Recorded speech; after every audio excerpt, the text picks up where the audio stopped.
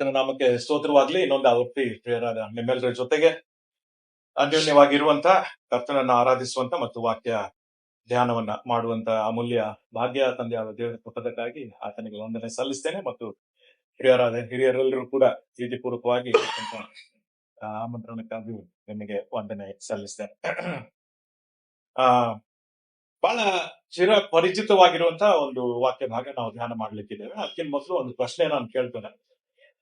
ಮೊದಲು ಯವನಸ್ಥರು ಉತ್ತರಿಸಬಹುದು. All the young people can answer, young boys and young girls can answer. ಎರಡನೇದಾಗಿ ಎಲ್ಲ ಸಿಸ್ಟರ್ಸ್ ಆನ್ಸರ್ ಮಾಡ್ಬೋದು. ಅಂದ್ರೆ ಆ ಆರ್ಡರ್ ನಲ್ಲಿ ನೀವು ಉತ್ತರ ಹೇಳ್ಬೇಕಂತ ಈಗ್ಲೇ ಹೇಳ್ತಾ ಇದ್ದೀನಿ ಅಲ್ವಾ? ಯಾಕಂದ್ರೆ ಆತುರತೆಯಿಂದ ಸಿಸ್ಟರ್ಸ್ ಮುಂದೆ ಬಂದ್ಬಿಡ್ತಾರೆ, ಅದಕ್ಕೆ ನಿಮ್ದು ಟರ್ನ್ ಸೆಕೆಂಡ್ ಬರ್ತದೆ. ಆಮೇಲೆ ಪುರುಷರು ಸ್ವಲ್ಪ ಪೇಷನ್ಸ್ ಇರುವಂತವ್ರು ನಾವು ವೇಟ್ ಮಾಡ್ತೇವೆ. ಸೊ ಪುರುಷರು ಲಾಸ್ಟ್ಗೆ ಹೇಳ್ಬೋದು. ಸೊ ಇವತ್ತು ನಾವು ಏನು ಧ್ಯಾನ ಮಾಡ್ಲಿಕ್ಕೆ ಹೋಗ್ತಾ ಇದೀವಿ ಅಂತಂದ್ರೆ, ಒಬ್ಬ ತಂದೆ ಮತ್ತು ಆತನ ಪ್ರೀತಿಯ ಮಗನ ಕತೆ. ಓಕೆ, ಈಗ ನೀವು ಗೆಸ್ ಮಾಡಿ ಹೇಳ್ಬೇಕು. ಸೊ ಯವನಸ್ಥರು ರೆಡಿ ಇರ್ಬೇಕು ಫಸ್ಟ್ ನಿಮ್ಗೆ. Okay, father and his loving son okay ಬಗ್ಗೆ ನಾವು ನೋಡ್ಲಿಕ್ಕಿದ್ದೇವೆ. ಸತ್ಯವೇದದಲ್ಲಿ ಯಾವ ಭಾಗ ಇದು ಅಥವಾ ಯಾರ ಕತೆ ನಾವು ಧ್ಯಾನ ಮಾಡ್ಲಿಕ್ಕೆ ಹೋಗ್ತಾ ಇದ್ದೀವಿ? ಯವನಸ್ಥರು ಫಸ್ಟ್. ಯಾರು? ಅಬ್ರಾಮ್ ಅಂಡ್ ಐಸಾಕ್. ಓಕೆ, ಆಯ್ತು, ನಿಮ್ ಟರ್ನ್ ಆಯ್ತು. ಈಗ ತಪ್ಪಿಯೋದ ಮಗ, ಪ್ರಾಡಿಗಲ್ ಸನ್. Okay, right. ಲಾಸ್ಟಿಗೆ ಬರೋ ಆನ್ಸರ್ ಕರೆಕ್ಟ್ ಇರುತ್ತೆ ಕಾಣುತ್ತೆ. ಪುರುಷರು, ಬ್ರದರ್ಸ್ ಎಲ್ಲ ದ್ರಾಕ್ಷಿ ತೋಟ. ಓಕೆ, ಅಲ್ಲಿಯೂ ಒಬ್ಬ ತಂದೆ ಇದ್ದಾನೆ, ಮಗ ಇದ್ದಾನೆ, ಯಾಕೋಬನ. ಓಕೆ, ಸರಿತ್ರೆ. ನೋಡಿ, ಹಳೆ ಒಡಂಬಡಿಕೆ ಎಷ್ಟು ನಿಮ್ಗೆ ಗೊತ್ತಿದೆ, ಹೊಸ ಒಡಂಬಡಿಕೆ ಎಷ್ಟು ಗೊತ್ತಿದೆ, ಸುಮಾರು ಕಥೆಗಳೆಲ್ಲ ನಿಮಗೆ ಗೊತ್ತಿದೆ ಅಲ್ವೇ? ನೀವ್ ಹೇಳಿದ ಆನ್ಸರ್ ಏನು ತಪ್ಪಂತ ನಾನು ಹೇಳ್ತಾ ಇಲ್ಲ. ಅಲ್ಲಿ ಇಲ್ಲಿ ಕರೆಕ್ಟ್ ಆನ್ಸರ್ಸ್ ಬಂದಿದೆ. ಓಕೆ, ಸೊ ನಿಮ್ಮ ಆನ್ಸರ್ ಕರೆಕ್ಟ್ ಹೌದೋ ಅಲ್ಲೋ ಅಂತ ಹೇಳಿ ನೋಡ್ಲಿಕ್ಕೆ ಇಬ್ರಿಯ 11ನೇ ಅಧ್ಯಾಯ 17ರಿಂದ 19 ಯಾರಾದ್ರೂ ಓದಿ. Hebrews 11:17-19. ಅಬ್ರಾಮನು ಪರಿಶೋಧಿತನಾಗಿ ನಂಬಿಕೆಯಿಂದಲೇ ಇಸಾಕನನ್ನು ಸಮರ್ಥಿಸಿದನು. ಇಸಾಕನು ಅವನ ಏಕಪುತ್ರನಾಗಿದ್ದರು ಮತ್ತು ಇಸಾಕನಿಂದ ಹುಟ್ಟುವವರೇ ನಿನ್ನ ಸಂತತಿ ಅನ್ನಿಸಿಕೊಳ್ಳುವರೆಂದು ದೇವರು ಅವನಿಗೆ ಹೇಳಿದ್ದರು. ಆ ವಾಗ್ದಾನಗಳನ್ನು ಹೊಂದಿದ ಅವನು ಆ ಒಬ್ಬನೇ ಮಗನನ್ನು ಸಮರ್ಥಿಸುವುದಕ್ಕಿದ್ದನು. ತನ್ನ ಮಗನು ಸತ್ತರೂ ದೇವರು ಅವನನ್ನು ಬದುಕಿಸ ಸಮರ್ಥನಾಗಿದ್ದಾನೆಂದು ತಿಳ್ಕೊಂಡನು ಮತ್ತು ಸತ್ತವರೊಳಗಿಂದಲೇ ಜೀವಿತನಾಗಿ ಬಂದವನಂತೆ ಅವನನ್ನು ಹೊಂದಿದನು. ಓಕೆ, ಈ ಕತೆ ಎಲ್ಲರಿಗೂ ಗೊತ್ತಲ್ಲ? ಸೊ ಸುಮಾರು ಜನ ಕರೆಕ್ಟ್ ಆನ್ಸರ್ ನೀವು ಕೊಟ್ರ. ಪ್ರಾಡಿಗಲ್ ಸನ್ ಇನ್ನೊಂದ್ಸರಿ ನಾವು ಧ್ಯಾನ ಮಾಡೋಣ, ಮತ್ತು ತೋಟದ ಯಜಮಾನ ಅದು ಕೂಡ ಇನ್ನೊಂದ್ಸಲ ನಾವು ಧ್ಯಾನ ಮಾಡೋಣ. ಅಬ್ರಹಾಮ ಮತ್ತು ಇಸಾಕನ ಕತೆ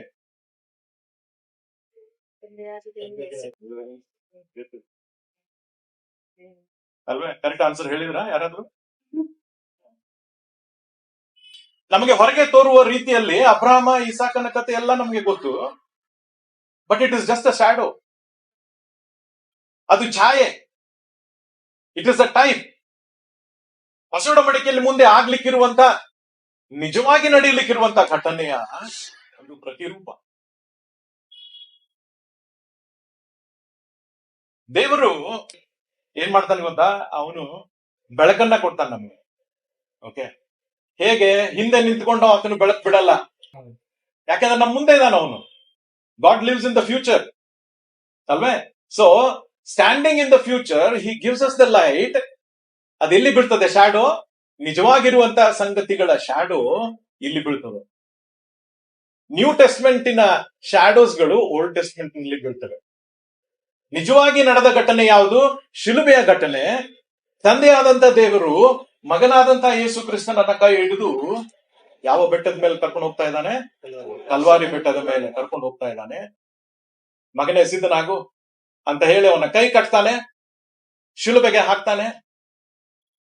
ಅದು ನಿಜವಾಗಿರುವಂತ ಘಟನೆ. ಅಲ್ಲಿ ದೇವರು ಲೈಟ್ ಅನ್ನ ತೋರಿಸ್ತಾ ಇರುವಾಗ ಅದರ ಛಾಯೆ ಎಲ್ಲಿ ಬೀಳ್ತಾ ಇದೆ? ಅಬ್ರಹಾಮ ಮತ್ತು ಇಸಾಕರ ಚರಿತ್ರೆ ಅಲ್ಲಿ ಬೀಳ್ತಾ ಇದೆ. ಓಕೆ, ನಿಮ್ಮಲ್ಲಿ ಯಾರಿಗಾದ್ರೂ ಅಬ್ರಹಾಮ ಇಸಾಕನ ಒಂದು ಕತೆ ಹೇಳಂತಂದ್ರೆ ನೀವು ಹೇಳ್ತೀರಾ? ಅದರ ಒಂದು ಕಂಡೀಷನ್, ಏನ್ ಕಂಡೀಷನ್ ಅಂತಂದ್ರೆ, ಕಣ್ಣೀರ್ ಹಾಕದೆ ಆ ಕತೆ ಹೇಳ್ಬೇಕು. ಇಲ್ಲ ಇಲ್ಲ ಇಲ್ಲ, ಸಾರಿ, ಚೇಂಜ್ ಮಾಡ್ತಾನೆ ಕಂಡೀಷನ್. ಯಾಕಂದ್ರೆ ಅದು ಸುಲಭ. ಕಣ್ಣೀರು ಹಾಕಿ ಆ ಕತೆ ಹೇಳ್ಬೇಕು. ಪ್ರಿಯವಾದವ್ರೆ, ಇದನ್ನ ಯಾಕೆ ನಾನು ಹೇಳ್ತಾ ಇದ್ದೀನಿ ಅಂತಂದ್ರೆ, ಅನೇಕ ಸಾರಿ ಚರಿತ್ರೆಯನ್ನ ನಾವು ಓದ್ತೇವೆ, ಕಥೆಗಳನ್ನ ನಾವು ಓದ್ತೇವೆ, ರೋಮಾಂಚಕವಾಗಿರುವಂತಹ ಕಥೆಗಳನ್ನ ನಾವು ಓದ್ತೇವೆ, ದೇವರಿಗೆ ಸ್ತೋತ್ರ ಸಲ್ಲಿಸ್ತೇವೆ. Many times we are just story readers ಅಲ್ವೇ? ನಾವೆಲ್ಸ್ ಗಳನ್ನ ಓದಿದ ಹಾಗೆ the Bible is another novel ಅನ್ನುವ ರೀತಿಯಲ್ಲಿ ನಾವು ಆ ಕಥೆಗಳನ್ನ ಓದ್ತೇವೆ.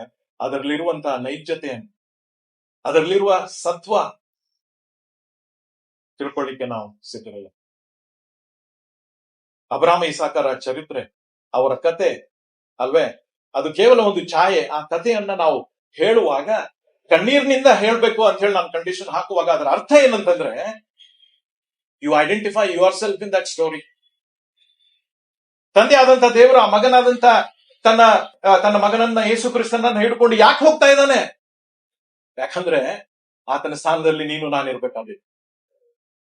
ನೀನು ನಾನು ಆ ಸ್ಥಾನಕ್ಕೆ, ಶಿಲುಬೆಯ ಸ್ಥಾನಕ್ಕೆ ಹೋಗ್ಬಾರ್ದು, ಆ ಶಿಕ್ಷೆಗೆ ನಾವು ಗುರಿ ಆಗ್ಬಾರ್ದು ಅಂತ ಹೇಳಿ God is taking his own lovings. ಅದನ್ನ ನಾವು ಯೋಚನೆ ಮಾಡಿ, ಅಯ್ಯೋ ಸ್ವಾಮಿ, ನನ್ನನ್ನ ಬಿಡಿಸುವುದಕ್ಕಾಗಿ ನೀನು ನಿನ್ನ ಒಬ್ಬನೇ ಮಗನನ್ನ ನೀನು ಕರ್ಕೊಂಡು ಹೋದಿಯಲ್ಲ ಅಂತ ಹೇಳಿ ಅಬ್ರಹಾಮ ಮತ್ತು ಇಸಾಕರ ಚರಿತ್ರೆ ಹೇಳ್ಬೇಕಾದ್ರೆ we have to cry because we identify ourselves in that story.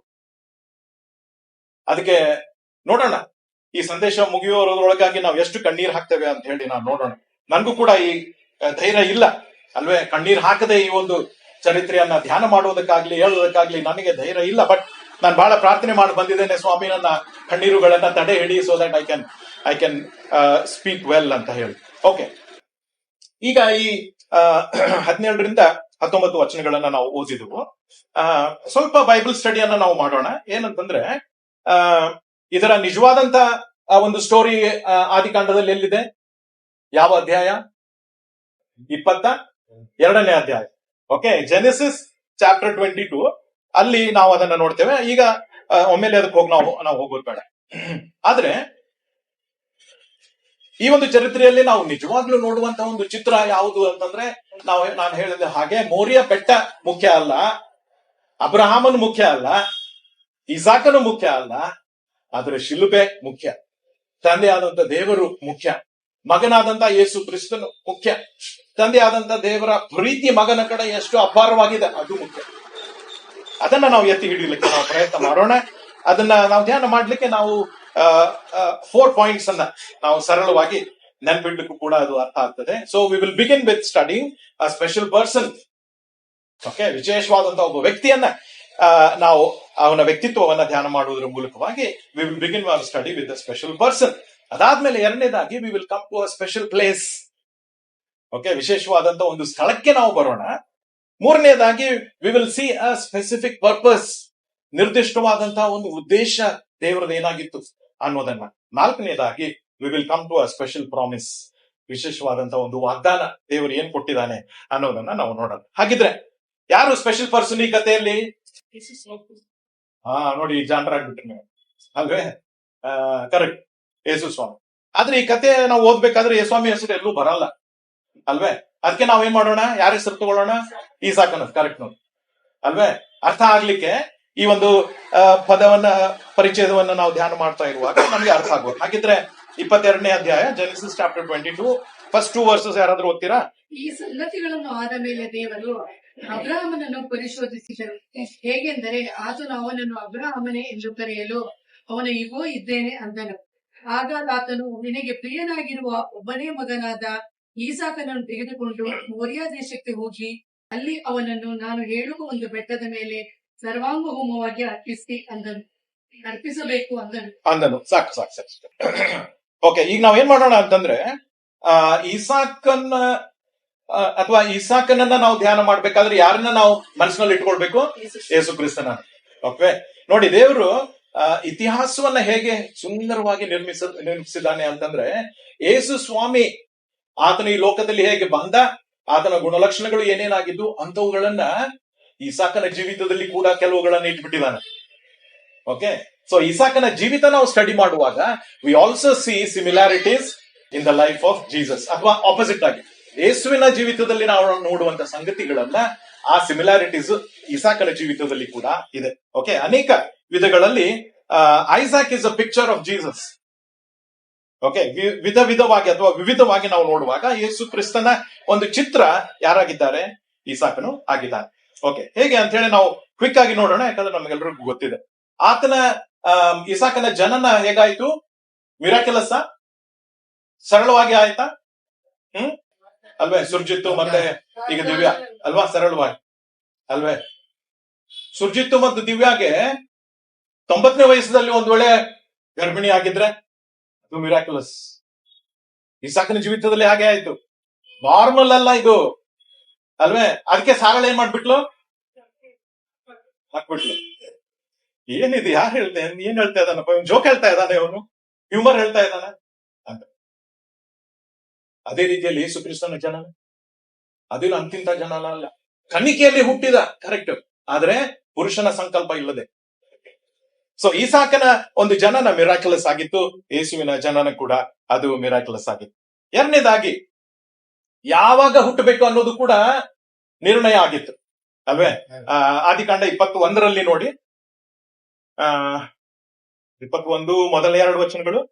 Genesis 21 first 2. ಯೆಹೋವನು ತಾನು ಹೇಳಿದಂತೆಯೇ ಸಾರಳ ಮೇಲೆ ದಯವಿಟ್ಟು ಆಕೆಗೆ ಕೊಟ್ಟ ಮಾತನ್ನು ನೆರವೇರಿಸಿದೆ. ಹೇಗೆಂದರೆ ಸಾರಳು ಬಸುರಾಗಿ ದೇವರು ಮೊದಲು ಸೂಚಿಸಿದ ಕಾಲದಲ್ಲಿ ಅಬ್ರಹಾಮನಿಂದ ಅವನ ಮುಪ್ಪಿನಲ್ಲೇ ಮಗನನ್ನು ಹೆತ್ತಳು. ಅಲ್ಲಿ ನೀವೇನ್ ಅಂಡರ್ಲೈನ್ ಮಾಡ್ಬೇಕಂದ್ರೆ, ಯೆಹೋವನು ತಾನು ಹೇಳಿದ್ದಂತೆಯೇ, ಅಲ್ವೇ? ಏನ್ ಹೇಳಿದ್ದ ಅವನು? ಮುಂದೆ ನೋಡ್ತೀವಿ ನೋಡಿ. ದೇವರು ಮೊದಲು ಸೂಚಿಸಿದ ಕಾಲದಲ್ಲಿ, ಯಾವ ಕಾಲದಲ್ಲಿ ಹುಟ್ಟಬೇಕು ಅಂತ ಇಸಾಕನ ವಿಷಯದಲ್ಲಿ ಆತನು ಮುಂಚಿತವಾಗಿ ಆತನು ಹೇಳಿದ್ದ. ಅಬ್ರಹಾಮನಿಂದ ಅವನ ಮುಪ್ಪಿನಲ್ಲೇ ಮಗನನ್ನ ಹೆರಬೇಕು ಅನ್ನೋದು ಡಿಸೈಡ್ ಆಗಿತ್ತು. ಸೊ ಯೇಸು ಕ್ರಿಸ್ತನ ವಿಷಯದಲ್ಲಿ ಡಿಸೈಡ್ ಆಗಿತ್ತ ಯಾವಾಗ ಬರ್ಬೇಕು ಅಂತ ಹೇಳಿ, ಅಲ್ವೇ? ಹಳೆ ಒಡಂಬಡಿಕೆಯಲ್ಲಿ ಪ್ರವಾದಿಗಳು ಕೂಡ ಮುಂತಿಳಿಸಿದ್ರು. ಅದಕ್ಕೆ ಬಹಳ ಪಾಪ್ಯುಲರ್ ಆಗಿರುವಂತ ಒಂದು verse Galatians chapter 4 and verse 4 ಅಲ್ವಾ? ಗಲಾತ್ಯ 4ನೇ ವಚನ ಏನಂತಿದೆ ಅಲ್ಲಿ? ಆದರೆ ಕಾಲವು ಪರಿಪೂರ್ಣವಾದಾಗ ದೇವರು ತನ್ನ ಮಗನನ್ನ ಕಳುಹಿಸಿಕೊಟ್ಟನು, ಅಲ್ವೇ? ನೋಡಿ, ಕಾಲವು ಪರಿಪೂರ್ಣವಾಗುವವರೆಗೆ ದೇವರು ಎಲ್ಲ ಸಂಗತಿಗಳನ್ನ ಅರೇಂಜ್ ಮಾಡ್ತಾ ಒಂದು ಟೈಮ್ ಫ್ರೀ ಸೆಟ್ ಮಾಡಿದ್ದ ಅವನು. ಯಾವ ದಿನ, ಯಾವ ಸಮಯದಲ್ಲಿ, ಯಾವ ಕಾಲದಲ್ಲಿ ಅದನ್ನು ಜನಿಸಿ ಬರಬೇಕು, ತನ್ನ ಮಗನು ಈ ಲೋಕವನ್ನ ಪ್ರವೇಶಿಸಬೇಕು ಅಂತ ಯಾವ ರೀತಿಯಲ್ಲಿ ಇಸಾಕನ ವಿಷಯದಲ್ಲಿ ಹೇಳಿದ್ದನೋ ಅದೇ ಈಗ ಏನಾಗ್ತಾ ಇದೆ, ಯೇಸುವಿನ ವಿಷಯದಲ್ಲಿ ಕೂಡ ಅದು ನೆರವೇರ್ತಾ ಇದೆ. So Isaac was born at a set time. Jesus was born also at a set time. ಈಗ ಹೆಸರಿನ ಬಗ್ಗೆ ಹೇಗೆ? ಇಸಾಕನ ಹೆಸರು ಮೊದಲೇ ಹೇಳಲ್ಪಟ್ಟಿತ್ತ, ಅವನಿಗೆ ಏನಂತ ಹೆಸರಿಡಬೇಕು ಅಂತ, ಅಲ್ವೇ? 17ನೇ ಅಧ್ಯಾಯ 19ನೇ ವಚನ, ಜೆನೆಸಿಸ್ 17:19 ಏನಂತಿದೆ ಅಲ್ಲಿ? ದೇವರು ಹಾಗಲ್ಲ, ನಿನ್ನ ಪತ್ನಿಯಾದ ಸಾರಳಲ್ಲಿಯೇ ನಿನ್ನ ಮಗನು ಹುಟ್ಟುವನು, ಅವನಿಗೆ ಇಸಾಕನೆಂದು ಹೆಸರಿಡಬೇಕು. ಅಲ್ವೇ? ಅವನ ಸಂಗಡ ನನ್ನ ಒಡಂಬಡಿಕೆಯನ್ನ ಸ್ಥಾಪಿಸಿಕೊಳ್ಳುವೆನು, ಅದು ಅವನ ಸಂತತಿ. ಓಕೆ, ಮುಂದಿದೆ. ಅವನಿಗೆ ಇಸಾಕನೆಂದು ಹೆಸರಿಡಬೇಕು, ಅಲ್ವೇ? ಅನೇಕ ಸಾರಿ ನಾವು ಇದನ್ನು ಮರ್ತು ಬಿಡ್ತೇವೆ, ಅಲ್ವೇ? But his name also was preset. ಏನಂತ ಹೆಸರಿಡಬೇಕು ಅಂತ ಹೇಳಿ ಅವನು ಜನನ ಹೊಂದುವುದಕ್ಕಿಂತ ಮೊದಲೇ ಅದು ಡಿಸೈಡ್ ಆಗಿತ್ತು. ಯೇಸುವಿನ ವಿಷಯದಲ್ಲಿ ಆಕೆ ಒಬ್ಬ ಮಗನನ್ನ ಹಡಿಯುವಳು, ನೀನು ಆತನಿಗೆ ಯೇಸು ಎಂದು ಹೆಸರಿಡಬೇಕು, ಯಾಕಂದ್ರೆ ಆತನೇ ತನ್ನ ಜನರನ್ನು ಅವರ ಪಾಪಗಳಿಂದ ಬಿಡಿಸಿ ಕಾಯುವನು. So Isaac was pre named, Jesus also was pre named. Okay, ಈಗ ಬಹಳ ಮುಖ್ಯ, Isaac was loved of his father. ಹೇಳ್ಬೇಕಾ? ಅಲ್ವೇ? ಎರಡು ಸಿಮಿಲರ್ ಇದೆಯಾ? ಅಲ್ವೇ? ಇದು ಬಹಳ ವಿಶೇಷ. 22ನೇ ಅಧ್ಯಾಯ 2ನೇ ವಚನ. ದೇವರ ಅಪ್ಪಣೆ ಹೇಗೆ ಬರ್ತದೆ ಅಬ್ರಾಹ್ಮನಿಗೆ? ಹೇಗೆ ಕೊಡ್ತಾನ ಅಪ್ಪಣೆ? ಇಲ್ಲ, 20 ನಿನಗೆ ಸಾಕು. ಇಂಗ್ಲಿಷ್ ನಲ್ಲಿ ಯಾರಾದ್ರೂ ನೋಡ್ತಿರೋದು? ಏನ್ ಕಮಾಂಡ್ ಕೊಟ್ಟ? Take now your son. Take now your son. Only son, Isaac. Whom you love. Whom you love ಅಂತ ಯಾಕೆ ಜೋಡಿಸ್ಬೇಕಪ್ಪ ಅಲ್ಲಿ? ಅಲ್ವೇ? ಗೊತ್ತಿಲ್ವಾ? ಅಬ್ರಾಹ್ಮನಿಗೆ ಅಷ್ಟು ಸಂಶಯ ಇದೆ, ಯಾವ ಮಗನ ಬಗ್ಗೆ ಹೇಳ್ತಾ ಇದ್ದೀನಿ ನೀನು ಅಂತ ಹೇಳಿ ಕೇಳೋ ಅಷ್ಟು ಸಂಶಯ ಇದೆ ಅವನಿಗೆ? ಇಲ್ಲ. ನಿನ್ನ ಮಗನನ್ನು ನಿನ್ನ ಒಬ್ಬನೇ ಮಗನನ್ನು ಅಂತ ಹೇಳ್ಬಿಟ್ಟಿದ್ರೆ ಆಗ್ತಿತ್ತು. ಬಟ್ ಈ ಜಾಯಿಂಟ್ ಇಟ್ ಬಿಕಾಸ್ ಮುಂದೆ ಬರ್ಲಿಕ್ಕಿರುವಂತ ಮಗನನ್ನ ಅವನು ಎಂತ ಮಗ ಆಗಿದ್ದ? ದೇವರು ಅಪಾರವಾಗಿ ಪ್ರೀತಿಸುವಂತ ಮಗ. ಅಲ್ವೇ? ಈ ಬಹಳ ವಿಶೇಷವಾಗಿ ಈ ವಚನ ನಾವೇನು ಓದಿದ್ವಲ್ಲ ಈಗ ಆದಿಕಾಂಡದಲ್ಲಿ, ಅಲ್ವೇ? ಸತ್ಯವೇದದಲ್ಲಿ ಫಸ್ಟ್ ಟೈಮ್ ಪ್ರೀತಿ ಅನ್ನುವಂತ ಪದ ಅಲ್ಲಿ ಬರ್ತದೆ. ಇದರ ಅರ್ಥ ಏನು? ನೀವು ಅಲ್ಲಿವರೆಗೆ ಸ್ಟಡಿ ಮಾಡಿ ಪ್ರೀತಿ ಎಲ್ಲಾದ್ರೂ ಇದೆಯಾ ಅಂತ ಚೆಕ್ ಮಾಡ್ಬೇಕು ಈಗ. ಓಕೆ, ನಾನು ಹೇಳ್ತಾ ಇದ್ದೀನಿ ಆನ್ಸರ್, ಆದ್ರೆ ನೀವು ಚೆಕ್ ಮಾಡಿ ನಾನು ಸರಿಯೋ ತಪ್ಪೋ ಅನ್ನೋದನ್ನ ನೀವು ಹೇಳ್ಬೇಕು. Okay, first time in the Bible the word love is appearing. whom you love. Abraham, I want you to sacrifice your son whom you love. ಸತ್ಯವೇದದಲ್ಲಿ ಫಸ್ಟ್ ಟೈಮ್ ಯಾವ ವರ್ಡ್ ಎಲ್ಲಿ ಉಪಯೋಗ ಆಗಿದೆಯಲ್ಲ ಅದು ಏನ್ ಮಾಡ್ತದೆ ಅಂತಂದ್ರೆ ಇಡೀ ಸತ್ಯವೇದದಲ್ಲಿ ಇರುವಂತ ಪ್ಯಾಟರ್ನ್ ಅನ್ನ ಸೆಟ್ ಮಾಡ್ತದೆ. So here is a father who is loving his son and this love is the supreme love. Okay, ಒಬ್ಬ ದೇವರ ಸೇವಕರು ಈ ರೀತಿಯಲ್ಲಿ ಹೇಳಿದ್ದಾರೆ ಏನಂತಂದ್ರೆ, Abraham's love for his son is a faint picture of God's love for his son. Faint picture ಅಂದ್ರೆ ಗೊತ್ತಾಗುತ್ತಾ?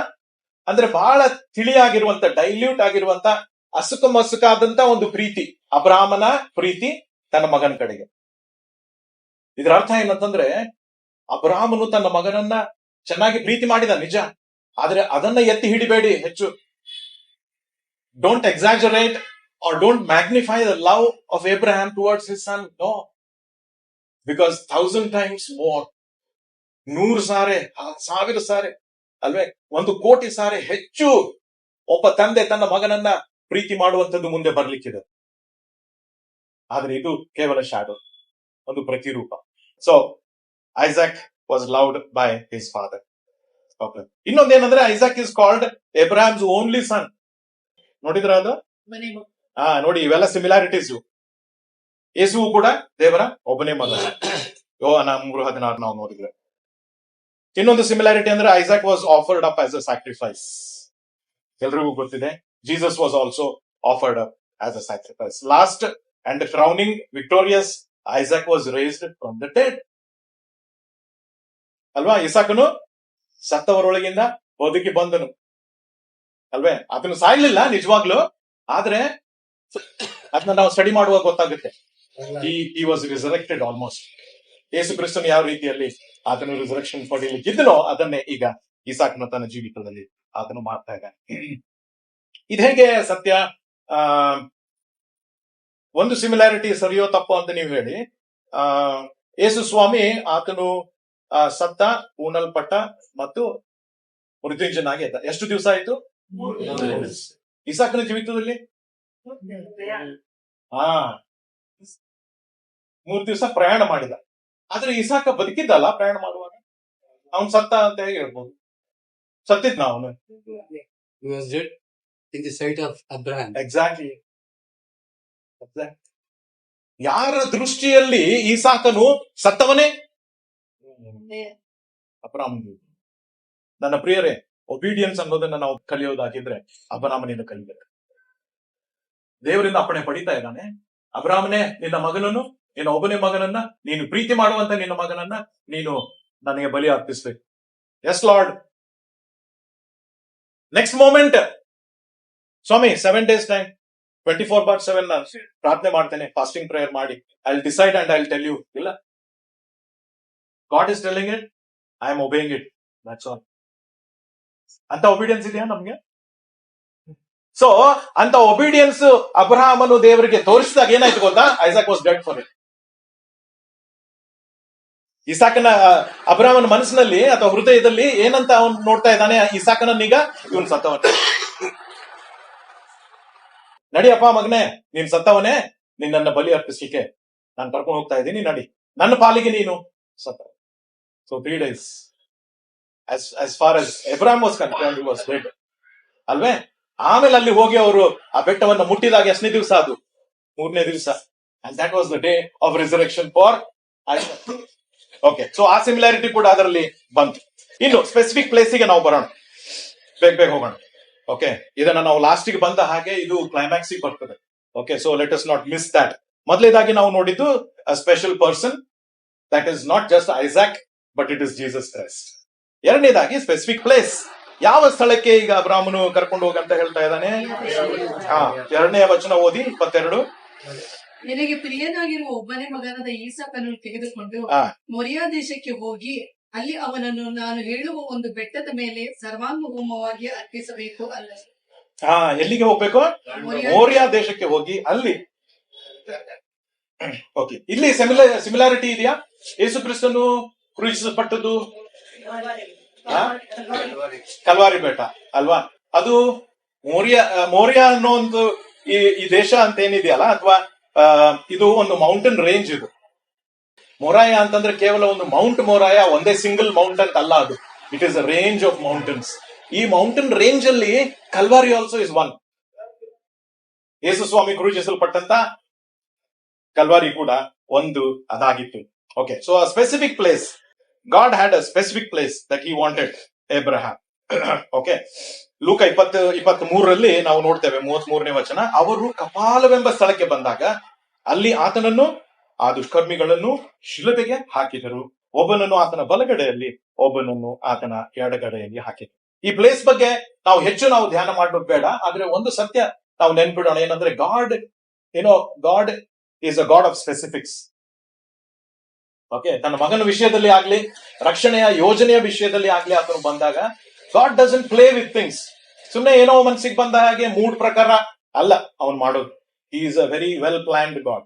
ಎಲ್ಲಿ ಆತನು ಹುಟ್ಟಬೇಕು, ಯಾವಾಗ ಹುಟ್ಟಬೇಕು, ಆತನ ಹೆಸರೇನಿರ್ಬೇಕು, ಆತನು ಎಲ್ಲಿ ಅವನ ಶಿಲುಬೆ ನಡಲ್ಪಡಬೇಕು ಅನ್ನೋದು ಕೂಡ the place also was decide. Okay, third point ಗೆ ನಾವು ಮುಂದೆ ಬರೋಣ. The purpose. Okay, the specific purpose, ಇದು ಬಹಳ ಮುಖ್ಯ. 4ರಿಂದ 8 ವಚನ ಒಬ್ಬರು ಓದಿ ಯಾರಾದ್ರೂ. 22nd chapter of Genesis 4-8. 3ನೇ ದಿನದಲ್ಲಿ ಅಬ್ರಹಾಮನು ಕಣ್ಣೆತ್ತಿ ನೋಡುವಾಗ ಆ ಸ್ಥಳವು ದೂರದಲ್ಲಿ ಕಾಣಿಸಲು ಅವನು ತನ್ನ ಸೇವಕರಿಗೆ, ನೀವು ಇಲ್ಲೇ ಕತ್ತೆಯ ಬಳಿ ಎಲ್ಲಿರಿ, ನಾನು ನನ್ನ ಮಗನು ಅಲ್ಲಿಗೆ ಹೋಗಿ ದೇವಾರಾಧನೆ ಮಾಡಿಕೊಂಡು ನಿಮ್ಮ ಬಳಿಗೆ ತಿರುಗಿ ಬರುತ್ತೇವೆ ಎಂದು ಹೇಳಿದನು. ಆಗ ಅಬ್ರಹಾಮನು ಯಜ್ಞಕ್ಕೆ ಬೇಕಾದ ಕಟ್ಟಿಗೆಯನ್ನು ತನ್ನ ಮಗನಾದ ಈಸಾಕನ ಮೇಲೆ ಹೊರಿಸಿ ತನ್ನ ಕೈಯಲ್ಲೇ ಬೆಂಕಿಯನ್ನು ಕತ್ತಿಯನ್ನು ತೆಗೆದುಕೊಂಡ ನಂತರ ಅವರಿಬ್ಬರು ಹೊರಟು ಹೋದರು. ಹೋಗುವಾಗ ಈಸಾಕನು ತನ್ನ ತಂದೆಯಾದ ಅಬ್ರಹಾಮನಿಗೆ ಅಪ್ಪ ಎಂದು ಕರೆಯಲು ಅಬ್ರಹಾಮನು, ಏನು ಮಗನೇ ಅಂದನು. ಈಸಾಕನು, ಇದೋ ಬೆಂಕಿಯೂ ಕಟ್ಟಿಗೆಯೂ ಉಂಟು, ಆದರೆ ಹೋಮಕ್ಕೆ ಬೇಕಾದ ಕುರಿ ಎಲ್ಲಿ ಎಂದು ಕೇಳಿದಕ್ಕೆ ಅಬ್ರಹಾಮನು, ಮಗನೇ, ಹೋಮಕ್ಕೆ ಬೇಕಾದ ಕುರಿಯನ್ನು ದೇವರೇ ಒದಗಿಸುವನು ಅಂದನು. ಓಕೆ, ಈಗ 4ನೇ ವಚನದಲ್ಲಿ 3ನೇ ದಿನದಲ್ಲಿ ಅಬ್ರಹಾಮನು ಕಣ್ಣೆತ್ತಿ ನೋಡುವಾಗ ಆ ಸ್ಥಳವು ದೂರದಲ್ಲಿ ಕಾಣಿಸಲು ಅವನು ತನ್ನ ಸೇವಕರಿಗೆ ಏನ್ ಹೇಳ್ತಾ ಇದ್ದಾನೆ? ನೀವು ಇಲ್ಲೇ ಇರ್ರಿ, ನಾನು ನನ್ನ ಮಗನು ಅಲ್ಲಿಗೆ ಹೋಗಿ ದೇವಾರಾಧನೆ ಮಾಡಿಕೊಂಡು ನಿಮ್ಮ ಬಳಿಗೆ ತಿರುಗಿ ಬರುತ್ತೇವೆ. ಇಲ್ಲಿ ಏನಿದೆ ವಿಶೇಷತೆ, ಯಾರು ಹೇಳ್ತೀರಾ? ತಿರುಗಿ ಬರುತ್ತೇವೆ. ತಿರುಗಿ ಬರುತ್ತೇವೆ ಅಂತ ಹೇಳಿದ್ದಾರೆ. ಅಂದ್ರೆ ಅಬ್ರಾಹ್ಮನಿಗೆ ಏನಿತ್ತು? ಗ್ಯಾರಂಟಿ ಇತ್ತು ಅಲ್ವೇ? ದೇವರು ಯಜ್ಞವನ್ನ ಅರ್ಪಿಸ್ಲಿಕ್ಕೆ ನನಗೆ ಹೇಳಿದಾನೆ, but he is a God of resurrection. He can bring back my loving son back to life. ಅದಕ್ಕೆ ಸೇವಕರೇ, ನಾನು ಗುಟ್ಟು ಈಗ ಹೇಳಲ್ಲ, ನಿಮ್ಗೆ ಆಮೇಲೆ ಗೊತ್ತಾಗುತ್ತೆ, ಬಟ್ ವಿಲ್ ಕಮ್ ಬ್ಯಾಕ್. ಬರ್ತೀವಿ ನಾವು. ಓಕೆ, ಅವ್ರಿಗೇನು ಗೊತ್ತಿಲ್ಲ, ಹಿಂದೆ ಗೊತ್ತಿಲ್ಲ, ಮುಂದೆ ಗೊತ್ತಿಲ್ಲ. ಓಕೆ, ನಾವು ಬರ್ತೇವೆ ಅಂತ ಹೇಳಿ ಆತನ ಹೇಳ್ತಾ ಇದ್ದಾರೆ. ಸೊ ಅಂತ ಒಂದು ನಂಬಿಕೆ, ಆತನ ನಂಬಿಕೆ ಅದಾಗಿತ್ತು.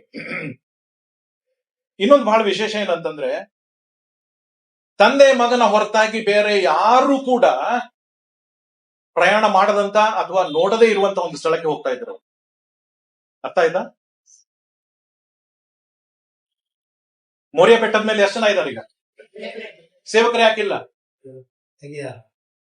ಅಲ್ವೇ? ದೇವರು ನೇಮಿಸಿದ ಕಾರ್ಯ ಎಷ್ಟು ವಿಶೇಷವಾಗಿತ್ತು ಅಂತಂದ್ರೆ, ನೇಮಿಸಲ್ಪಟ್ಟಂತ ಜನ ಮಾತ್ರ ಅದನ್ನ ನೋಡ್ಬೇಕು. ಯಾಕಂದ್ರೆ ಬೇರೆ ಜನ ಅದನ್ನ ನೋಡಿದ್ರೆ ಅರ್ಥ ಆಗಲ್ಲ ಅವರಿಗೆ. ಅಬ್ರಹ್ಮನನ್ನ ಹಿಡಿದು ಮೆಂಟಲ್ ಹಾಸ್ಪಿಟಲ್ಗೆ ಹಾಕ್ಬಿಡ್ತಿದ್ರು, ಅರ್ಥ ಆಗಲ್ಲ ಏನ್ ನಡೆದಿದೆ. ನನ್ನ ಪ್ರಿಯರೇ, ಇದನ್ನ ಕಲ್ವಾರಿಗೆ ನಾವು ಹೋಲಿಸಿ ನೋಡುವಾಗ 12 ಗಂಟೆಯಿಂದ 3 ಗಂಟೆವರೆಗೆ ಏನಿತ್ತು? ಯಾಕೆ ಕತ್ತಲಿತ್ತು? ಯಾಕಂದ್ರೆ ಒಂದು ವ್ಯವಹಾರ ನಡೆದಿತ್ತು. There was a transaction that was going on between a holy father and a loving son who had been made sin. Judgment ಆಗ್ಬೇಕಾಗಿತ್ತು. ದೇವರ ಮಹಾ ಕೋಪ ತನ್ನ ಪ್ರಿಯ ಮಗನ ಮೇಲೆ ಬೀಳ್ಬೇಕಾಗಿತ್ತು. ಅದನ್ನ ಲೋಕದವರು ಯಾರು ಕೂಡ ನೋಡ ಹಾಕಿಲ್ಲ. No one in this whole world should see that ಅಂತ ಹೇಳಿ ಮಧ್ಯಾಹ್ನ ಬಿಸಿಲಿನ ಟೈಮ್ ನಲ್ಲಿ ಅಂಧಕಾರ ಕಮ್ಮಿತ್ತು. ನನ್ನ ಪ್ರಿಯರ, ಅನೇಕ ಸಾರಿ ನಾವು ದೇವರ ಕ್ರಿಯೆಗಳನ್ನ ನೋಡ್ತೇವೆ, ಮಹತ್ ಕಾರ್ಯಗಳನ್ನ ನೋಡ್ತೇವೆ, ಅನೇಕ ಸಾರಿ ನಾವು ಗೇಲಿ ಮಾಡ್ತೇವೆ, ಅರ್ಥ ಆಗಲ್ಲ, we comment, we criticise. No, ನಮಗೆ ಅರ್ಥ ಆಗ್ಲಿಲ್ಲ ಅಂದ್ರೆ ಬಿ ಕ್ವಾಯ್ಟ್, ಯಾಕಂದ್ರೆ ನಮ್ಗೆ ಇನ್ನೂ ಅರ್ಥ ಆಗ್ತಾ ಇದೆ. Let us be quite. ಒಂದ್ ದಿವಸ ಬರ್ತದೆ ದೇವರು ನಮಗೆ ತಿಳಿಸ್ತಾರೆ. ಬಟ್ ಈ ಸಮಯದಲ್ಲಿ ತಂದೆ ಮತ್ತು ಮಗ ಅವ್ರು ಹೇಳ್ತಾರೆ ಸೇವಕರಿಗೆ, ಇಲ್ಲೇ ಇರ್ರಿ, ನಾವು ಹೋಗ್ತೇವೆ ಮುಂದೆ, ಯಾಕಂದ್ರೆ ಅಲ್ಲಿ ಏನ್ ನಡೀಲಿಕ್ಕಿದೆ ನಿಮಗೆ ಗೊತ್ತಾಗಲ್ಲ. ಓಕೆ, ನಾವು ಬರ್ತೇವೆ, ಬಂದ್ಮೇಲೆ ಎಲ್ಲ ನಿಮಗೂ ಗೊತ್ತಾಗುತ್ತೆ ಅಂತ ಆತ ಹೇಳ್ತಾರೆ. ಗೆತ್ಸೆಮನೆ ತೋಟದಲ್ಲಿ ನಡೆದದ್ದು ಅದೇ ಅಲ್ವೇ? ಯೇಸು ಸ್ವಾಮಿ ಗೆತ್ಸೆಮನೆ ತೋಟಕ್ಕೆ ಹೋಗ್ಬೇಕಾದ್ರೆ ಯಾವ ಶಿಷ್ಯರನ್ನ ಕರ್ಕೊಂಡು ಹೋಗ್ತಾ ಇದ್ದಾನೆ? ನೋಡಿ ಅಲ್ವೇ, ತನ್ನ ಪ್ರಿಯ ಶಿಷ್ಯರನ್ನು ಕರ್ಕೊಂಡು ಹೋಗ್ಲಿಲ್ವಾ? ಸೀಕ್ರೆಟ್ ಡಿಸೈಪಲ್ಸ್, ಯಾಕೋಬ, ಪೇತ್ರ, ಯೋಹಾನ, ಅವರನ್ನಾದ್ರೂ ಕರ್ಕೊಂಡು ಹೋಗ್ಬೇಕಿತ್ತಲ್ಲ ಸಹಾಯಕ್ಕೆ. ಯಾಕಂದ್ರೆ ಅತಿಯಾದ ವೇದನೆಯನ್ನ ಪಡ್ಲಿಕ್ಕಿದ್ದ ಅವನು. ಇವರಾದ್ರೂ ಬೇಕಪ್ಪ ನನಗೆ, ಸ್ವಲ್ಪ ನನಗೆ ಸಪೋರ್ಟ್ ಮಾಡ್ತಾರೆ, ಸ್ವಲ್ಪ ಎನ್ಕರೇಜ್ ಮಾಡ್ತಾರೆ, ಸ್ವಲ್ಪ ಕಂಫರ್ಟಿಂಗ್ ವರ್ಡ್ಸ್ ಆದ್ರೂ ಹೇಳ್ತಾರೆ, ಬನ್ನಿ ಅಪ್ಪ. ವ್ಯವಹಾರ ಯಾರ ನಡುವೆ? ತಂದೆ ಮಗನ ಮಗಳು ಅಷ್ಟೇ.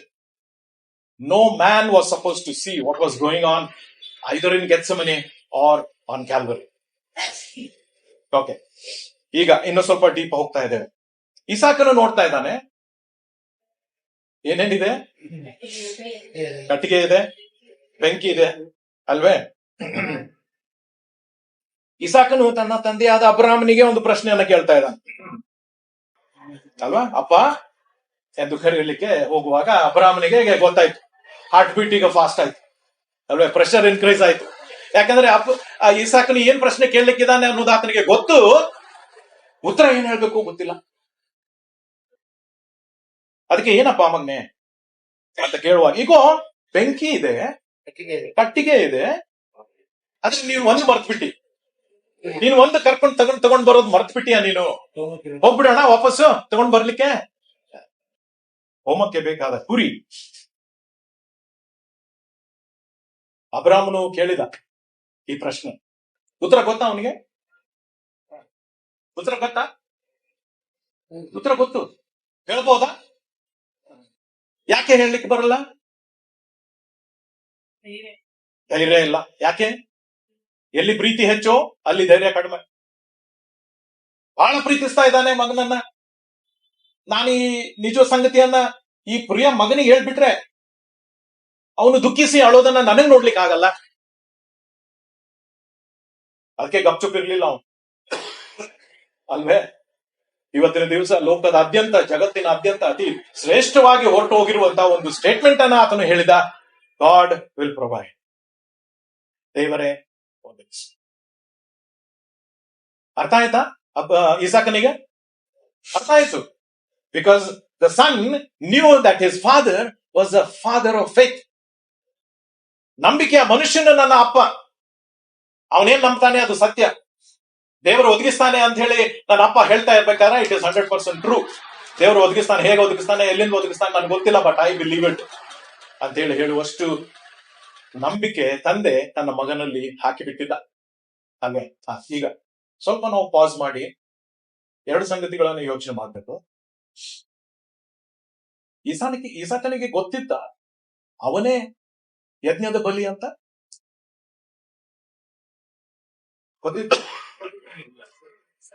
ಗೊತ್ತಿರ್ಲಿಲ್ವಾ? ಸ್ವಲ್ಪ ಡೌಟ್ ಬಂದಿರ್ಬೋದಾ?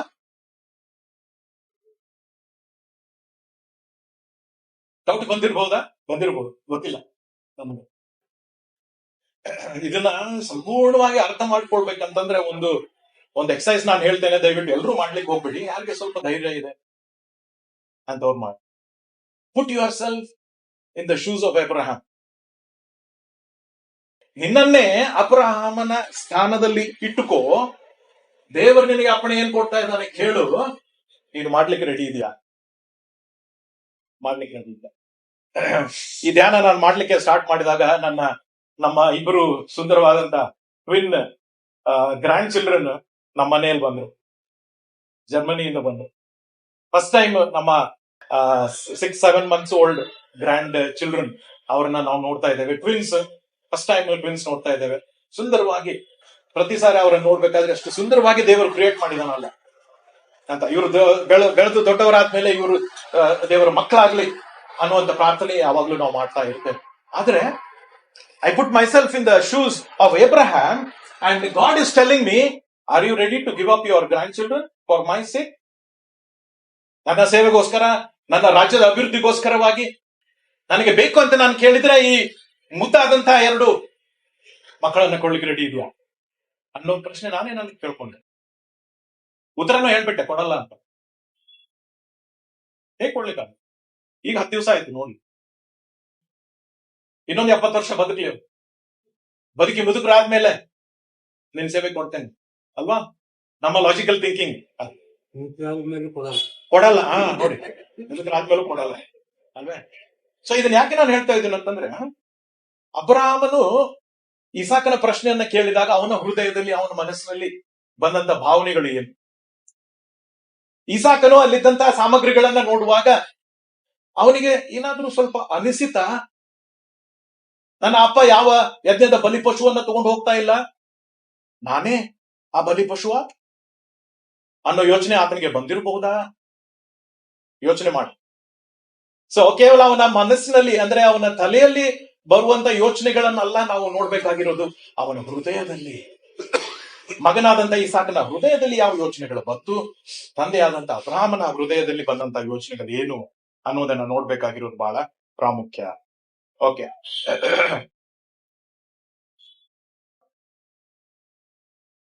ಈಗ ನಾವು ಸ್ವಲ್ಪ ಬೇಗ ಹೋಗೋಣ. 9ನೇ ವಚನ ಯಾರಾದ್ರೂ ಓದಿ. ದೇವರು ಹೇಳಿದ ಸ್ಥಳಕ್ಕೆ ಅವರು ಸೇರಿದಾಗ ಅಬ್ರಹಾಮನು ಯಜ್ಞವೇದಿಯನ್ನು ಕಟ್ಟಿ ಕಟ್ಟಿಗೆಯನ್ನು ಬಟ್ಟಿ ತನ್ನ ಮಗನಾದ ಈಸಾಕನ ಕೈಕಾಲುಗಳನ್ನು ಬಿಗಿದು ಅವನನ್ನು ವೇದಿಯಲ್ಲಿ ಕಟ್ಟಿಗೆಯ ಮೇಲೆ ಇಟ್ಟನು. ಆದರೆ ತನ್ನ ಮಗನನ್ನು ವಧಿಸುವುದಕ್ಕೆ ಕೈಚಾಚಿ ಕತ್ತಿಯನ್ನು ಹಿಡಿದುಕೊಂಡನು. ಸಾಕು. ಅವನ ಈಗೇನ್ ಮಾಡ್ತಾ ಇದ್ದಾನೆ? ಅಬ್ರಹಾಮನು ಮಗನಾದ ಈಸಾಕನ ಕೈಕಾಲುಗಳನ್ನ ಬಿಗಿದು ಅವನನ್ನು ವೇದಿಯಲ್ಲಿ ಕಟ್ಟಿಗೆಯ ಮೇಲೆ ಇಟ್ಟನು. ಓಕೆ, ಈಗ ಹಾಗೆ ಒಂದು ಗೆಸ್ ಮಾಡಿ, ಇಸಾಕನ ವಯಸ್ಸು ಎಷ್ಟಿತ್ತು? 50. ಅದಕ್ಕಿಂತ ಸ್ವಲ್ಪ ಕಡಿಮೆ. 50 ನೀವು ಹೇಳಿದ್ದ 15. ಓಕೆ, ಅದ್ರ ಡಬಲ್ ಇತ್ತು. ಅದ್ರ double.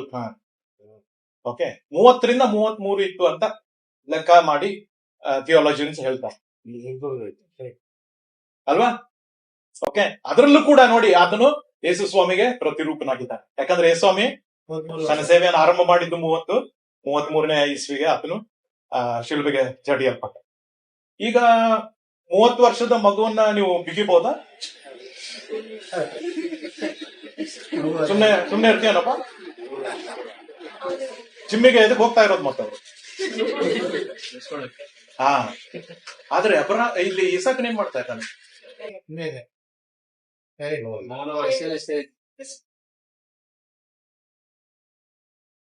Did he forget how to rebel? ಹೇಗೆ ಬಿಡಿಸ್ಕೊಳ್ಬೇಕು ಅನ್ನೋದು ಮರ್ತ್ಬಿಟ್ನ ಅಲ್ವೇ? ಆತನನ್ನ ಬಿಗಿತಾ ಇದ್ದಾನೆ. ಅಬ್ರಹಾಮನಿಗೆ 100 ವರ್ಷ ದಾಟಿ ಹೋಗಿತ್ತು. 30 ವರ್ಷದ ಒಬ್ಬ ಹುಡುಗನನ್ನ ಹಿಡಿದು ಕಟ್ತಾ ಇದ್ದಾನೆ, ಅವನನ್ನ ಎತ್ತಿ ಅದ್ರ ಮೇಲೆ ಹಾಕ್ತಾ ಇದ್ದಾನೆ. ಮಗ ಏನು ಮಾಡ್ತಾ ಇದೆ? ಸುಮ್ಮನೆ ಇದ್ದಾನೆ. This is exactly what got it. Calvary ಬೆಟ್ಟದ ಮೇಲೆ ತಂದೆಯಾದಂತ ದೇವರು ಮಗನನ್ನ ಏನ್ ಮಾಡಿದ? ಶಿಲುಬೆಗೆ ಅಲ್ವಾ ಮೊಳೆಗಳನ್ನ ಗಡಿತು. ಮ್ಯಾಕ್ಸ್ ಲುಬೇಡೋ ಅವರ ಬುಕ್ಕಿನ title he chose the nails ಅಂತ. ಯೇಸ್ವಾಮಿ ಒಂದ್ಸಾರಿ ಆ ಸೋಲ್ಜರ್ಸ್ ಜೊತೆಗೆ, ನೀವು ಆ ಮೊಳೆಗಳನ್ನ ನೀವು ಉಪಯೋಗ ಮಾಡ್ತಿರಲ್ಲ, ಎಲ್ಲಿ ಮಾಡ್ತೀರಪ್ಪ ಅದನ್ನ ಸ್ವಲ್ಪ ಕರ್ಕೊಂಡು ಹೋಗಿ ಅಂತ ಹೇಳಿ ಆ ಸೋಲ್ಜರ್ಸ್ ಅನ್ನ ಕರ್ಕೊಂಡು ಹೋಗಿ ಎಲ್ಲಿ ಮೊಳೆಗಳನ್ನ ಮಾಡ್ತಾ ಇದ್ರಲ್ಲ, ಅಲ್ಲಿ ಯಾವ ಮೊಳೆಗಳಿಂದ ನನ್ನನ್ನ ನೀವು ಜಡಿಬೇಕು ಅನ್ನೋದನ್ನ ಆರಿಸಿ ಆ ಮೊಳೆಗಳನ್ನ ಆ ಸೈನಿಕರಿಗೆ ಕೊಟ್ಟ ಅಂತೆ ಯೇಸ್ವಾಮಿ. ಏನಿದ್ರ ಅರ್ಥ? ರಿಬೆಲಿಯನ್ ಇಲ್ಲ. ತಂದೆ ಆದಂತ ದೇವರು ಮಗನನ್ನ ಶಿಲುಬೆಗೆ ಜಡಿತಾ ಇರುವಾಗ ಮಗ ಪ್ರತಿಭಟನೆ ಮಾಡಲಿಲ್ಲ. ನೋವಾಗ್ತಾ ಇದೆ ಅಪ್ಪ ಸ್ಟಾಪ್ ಅನ್ಲಿಲ್ಲ. ಸ್ವಾಮಿ ನಾನು ಇಲ್ಲಿವರೆಗೆ ತಾಳಿದ್ದು ಸಾಕು ಅಪ್ಪ ಅಂತ ಹೇಳಿ ತನಗಿದ್ದಂತ ಬಲ, ತನಗಿದ್ದಂತ ಪರಾಕ್ರಮ ಆತನು ಉಪಯೋಗಿಸಿ ಶಿಲುಬೆಯಿಂದ ಇಳಿದು ಬಂದು ಬಿಡ್ಬೋದಾಗಿತ್ತು.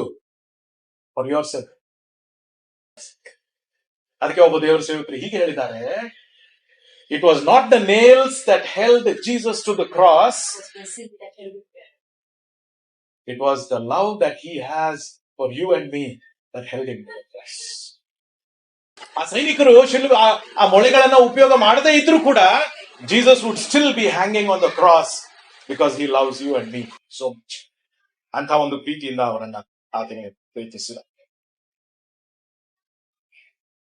10ನೇ ಅಧ್ಯಾಯ 18ನೇ ವಚನದಲ್ಲಿ ಯೋಹಾನನ ಸುವಾರ್ತೆ ಯೇಸು ಕ್ರಿಸ್ತನು ಹೀಗೆ ಹೇಳ್ತಾನೆ, ನನ್ನ ಪ್ರಾಣವನ್ನ ಯಾರೂ ನನ್ನಿಂದ ತೆಗೆಯರು, ಸೋಲ್ಜರ್ಸ್ ಕೂಡ ಅಲ್ಲ, ಯಾವ ಶತಾಧಿಪತಿನೂ ಅಲ್ಲ, ನನ್ನಷ್ಟಕ್ಕೆ ನಾನೇ ಅದನ್ನು ಕೊಡುತ್ತೇನೆ.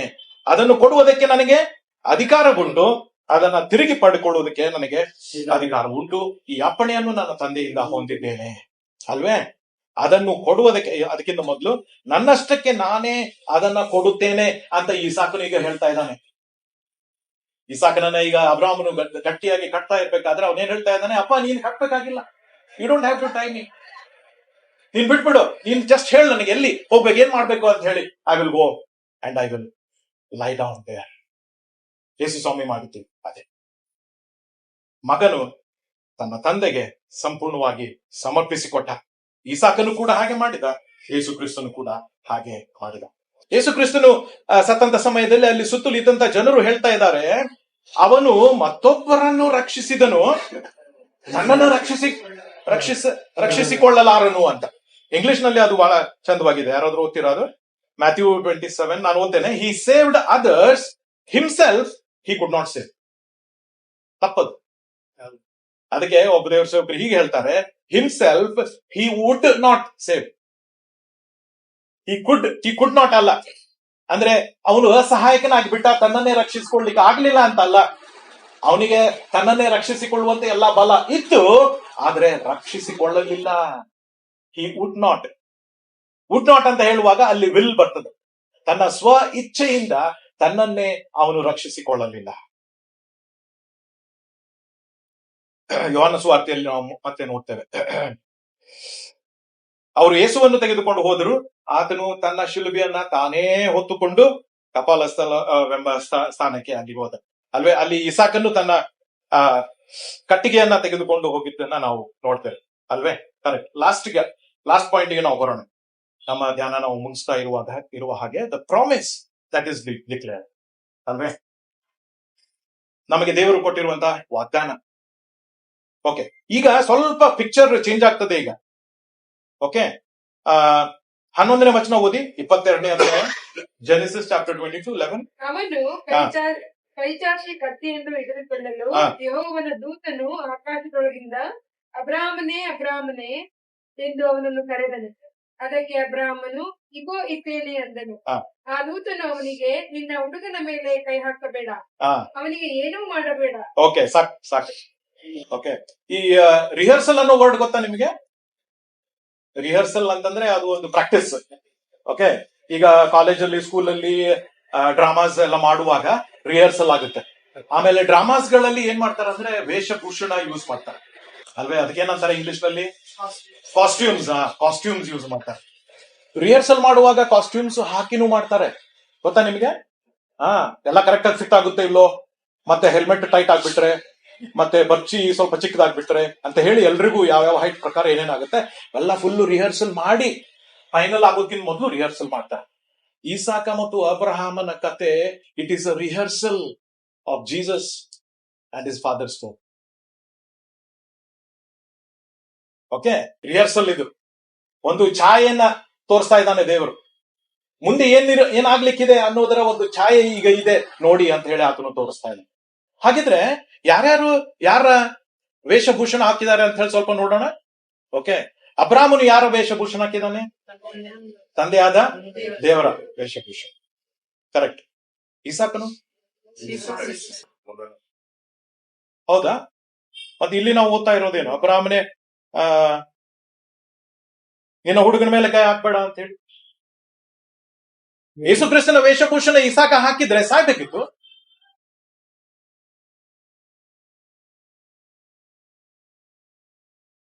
ಇಸಾಕನಿಗೆ ಎರಡೂ ವೇಷ ಇದೆ. Till Abraham was ready to put the knife, ಯೇಸುವಿನ ವೇಷಭೂಷಣ ಇತ್ತು. ಓಕೆ, ಆ ದೇವದೂತನು ಅವನನ್ನ ನಿಲ್ಲಿಸಿದಾಗ ಏನಾಯ್ತು ಗೊತ್ತಾ, ಅವನು ಆಲ್ಟರ್ ನಿಂದ ಕೆಳಗಿಳಿದು ಬಂದು ತನ್ನ ನ್ಯಾಚುರಲ್ ವೇಷಭೂಷಣ, ಅಂದ್ರೆ ಮನುಷ್ಯನು ಯಾವ ರೀತಿಯಲ್ಲಿ ಇರ್ತಾನೆ ನ್ಯಾಚುರಲ್ ಆಗಿ, ಯಾವ ವೇಷಭೂಷಣ ಇಲ್ಲದ ಹಾಗೆ ಆತನಿಗೆ. ಇದರ ಅರ್ಥ ಏನಂತಂದ್ರೆ, ಪ್ರತಿಯೊಬ್ಬ ಮನುಷ್ಯನಿಗೆ ಬಿಡುಗಡೆ ಬೇಕಾಗಿರುವುದಾಗಿದ್ರೆ ಅಲ್ವೇ, he has to be identified with Jesus.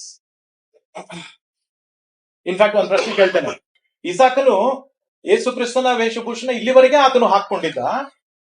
ಈಗ ಆ ದೇವದೂತನ ಹೇಳಿದ್ಮೇಲೆ ತಕ್ಷಣ ಅವನಿಗೆ ಬಿಡುಗಡೆ ಆಯ್ತು, ಸಾವಿಲ್ಲ ಅವನಿಗೀಗ ಅಲ್ವೇ, ಮರಣ ಅನ್ನೋದು ಹೊರಟು ಹೋಯ್ತು. ಈಗ ಆ ವೇಷಭೂಷಣ ಯಾರಿಗೆ ಕೊಡ್ತಾ ಇದ್ದಾನೆ?